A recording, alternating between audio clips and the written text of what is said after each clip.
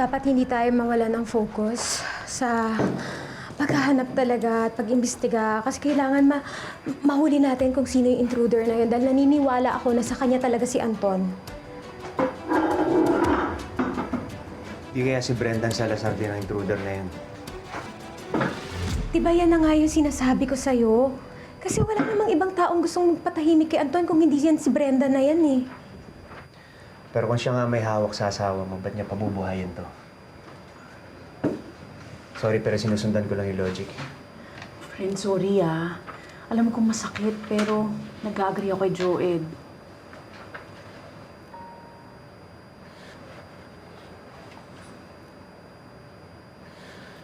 Speaking of Brendan Salazar, nag-send sa akin ng link tao ko. May bago siyang video. Ano naman kayong pasabog yan? Tulad ng ipinangako ko, ipapakita ko lahat ng ebidensya na nakalap ko na si Anton Rosales talaga ang nasa likod ng BS Fund na yan. Ito, yan, tingnan nyo. Mga deposit slip. Ayan, na nagpapatunay na talaga nagpapadala ako ng pera kay Anton. Pero inyo, nasa ibang bansa pa yung bangko. Ito pa. Mga transaction paper trail. May pirma pa niya. Yan. Lahat yan, ebidensya yan. Kaya pwede ba, tigil-tigilan nyo na ako. Dahil hindi dapat akong hinahabol nyo rito. Dapat si Anton Rosales ang managot dito. Pero paano mananagot si Anton Rosales? Hindi mo ba nabalitaan? Nawawala siya. Of course, Balila, nabalitaan ko. Isa pa nga yun sa mga pinoproblema ko eh. Dahil sigurado ko, sa akin din ibibintang yung pagkawala niya. Wala ka nga ba talagang kinalaman? Wala, Vanilla. Saka, hindi ako naniniwala na totoong nawala si Anton Rosales. Ha? Paano hindi nawawala? May police report at saka may struggle na naganap sa bahay nila. Bakit? May ebidensya ba? Ha? May nakakita ba? Ultimo nga yung sariling asawa ni Anton, hindi alam ko ano sasabihin sa mga polis, di ba? So, ano theory mo? Makinig kayo.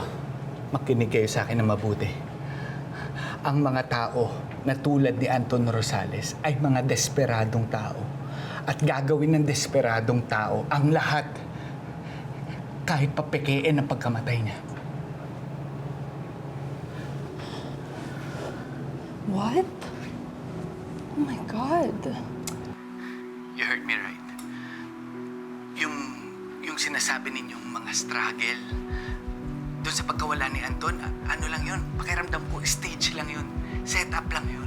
Hindi nga natin alam, baka ultimo yung asawa niya, kakutsaba. Alam nyo, gagawin talaga nila lahat para matakas ang limpak-limpak na salapi. Yun na lang nakikita kong paraan para tantanan sila ng mga tao. Sinungaling! Napakasinungaling mo! Sinungaling! Kaya sa lahat ng nanonood ngayon, huwag kayo magpapaloko kay Anton Rosales. Buhay si Anton Rosales. Hindi totoong nawawala siya. Baka nagtatago lang yun. O kaya nagpapakasasa sa isang isla habang nakahiga sa pera.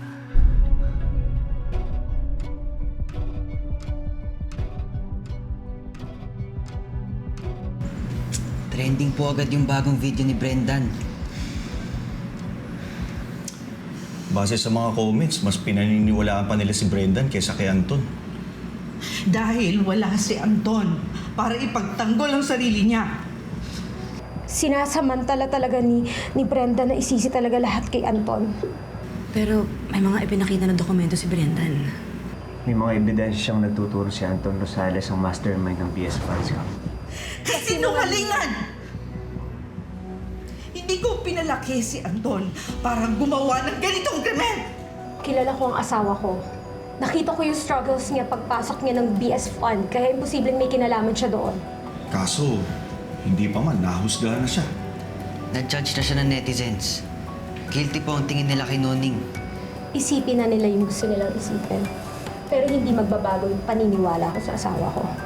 Paano kung buhay talaga si Anton at nagtatago lang talaga siya? Paano magagawa yun ng kapatid mo sa atin?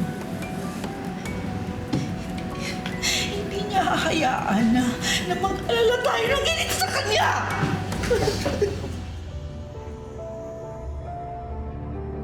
Kaya hindi totoo yung sinasabi ng Brenda na yan. Hindi totoo yung paratang niya kay Anton. Oo, nawawala ang asawa ko. At si Brenda na may kagagawan nun.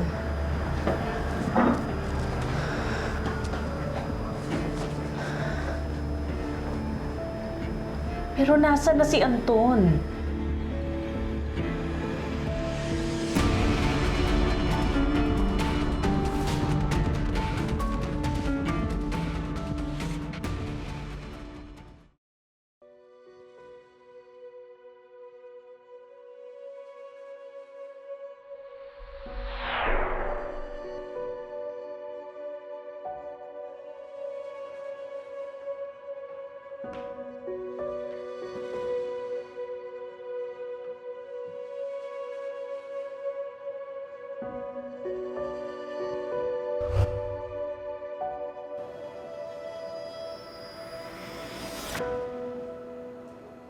May tao ba dyan?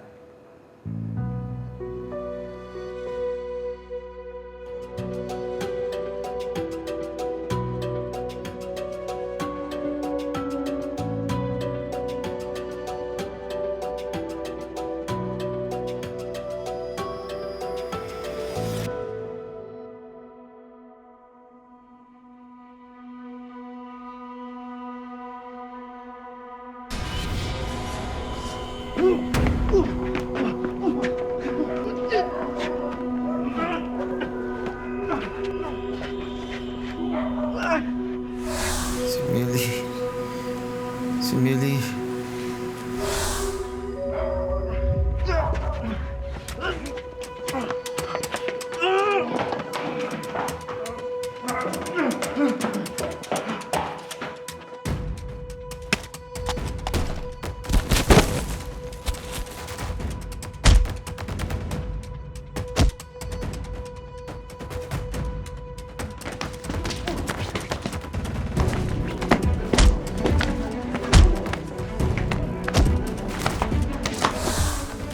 Hindi niya pwede saktan si Millie.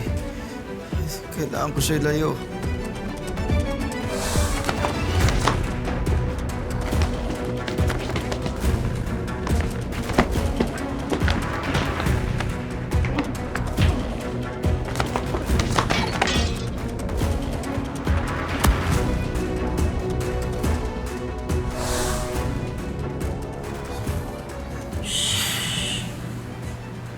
Kalma, Anton. Kalma.